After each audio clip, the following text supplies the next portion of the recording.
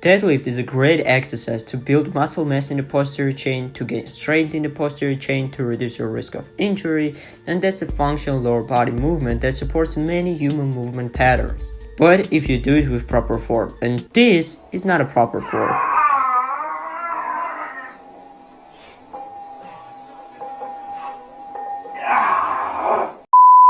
Deadlift, considered as one of the compound movements of powerlifting alongside with bench press and barbell squat, the deadlift is a compound exercise which is essential in fitness. Traditional deadlift is a total body exercise that activates several major muscle groups including legs, back, core, and arms. If you will understand all of the muscles that deadlift activates, you will develop better mind-muscle connection during your deadlift. First is vastus medialis. The vastus medialis is one of 4 muscles of your quadricep muscle. You can find it in the inside of the knee.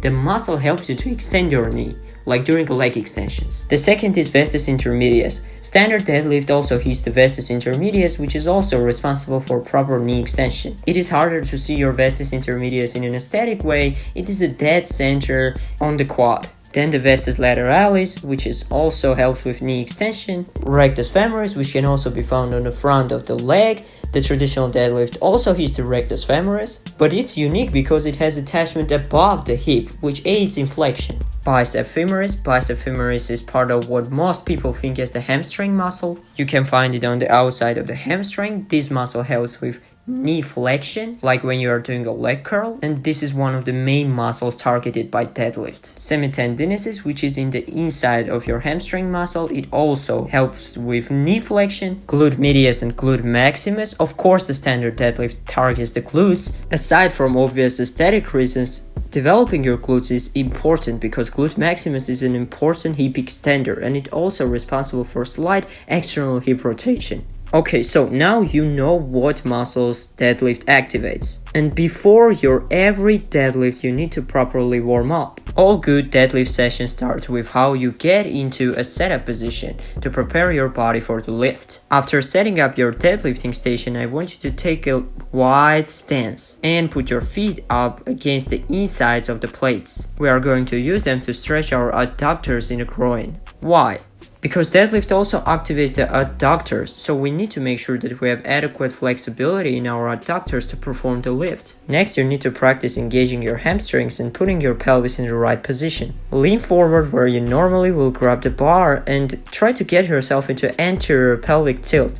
Just simply tilt your pelvis forward. Keep your hands on the bar and your head up as you rotate your pelvis all the way down until it's facing the ground. Look straight ahead and feel that stretch in your hamstrings. I want you to really focus on the stretch in all that attachment points in your pelvis. I want you to do it every time when you deadlift and especially when you will approach a heavy weight. First, get your body in position with feet shoulder width apart. And hip hinge. Slide your hands from the hips to the knees only. Don't bend your knees, okay? So it's a dynamic stretch before your deadlift. All these stretches will help us to hip hinge during a deadlift very easily. That's why we are doing it. You can do 10 of these. From here, maintain a strong lower back and keep the lumbar spine neutral.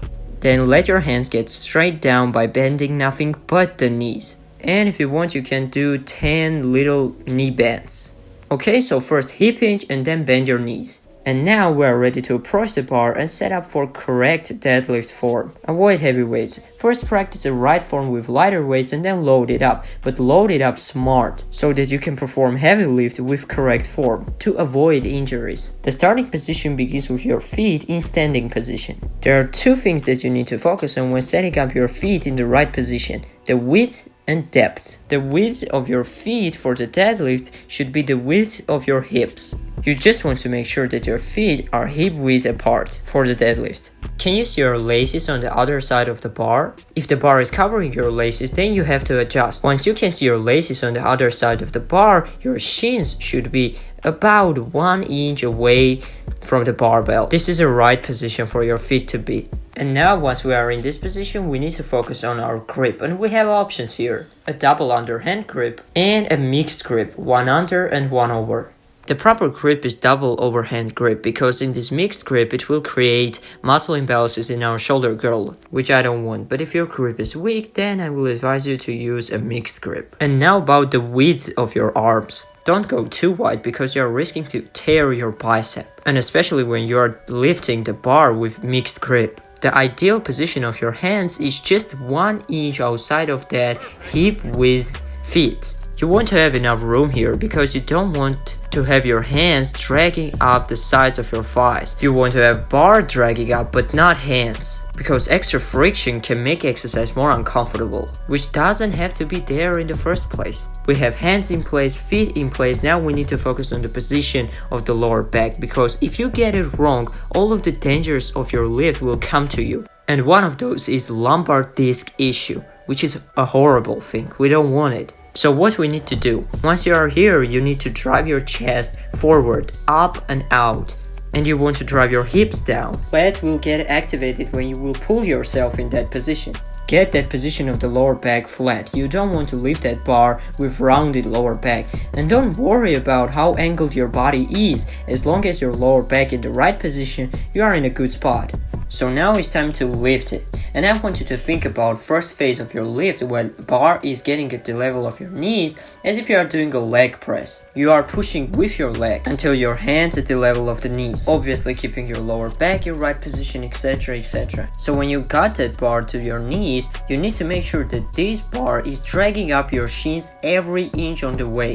If you will start to see space between the bar and your shins, that means that you are not engaging your lats, which is a crucial part of your deadlift. Engaging your lats. By keeping the bar connected to your shins, it will make your torso tight and stable. Then when that bar at the level of your knees, from there your hips need to kick off. And you need to drive through your hips by making this exercise an incredible lower back exercise and posterior chain exercise that matter. So put it all together, and timing is very simple. So I hope that you found this video helpful. If so, please subscribe to my channel and turn those notifications on so you never miss any video. Dedicate your life to your purpose, and bye brother.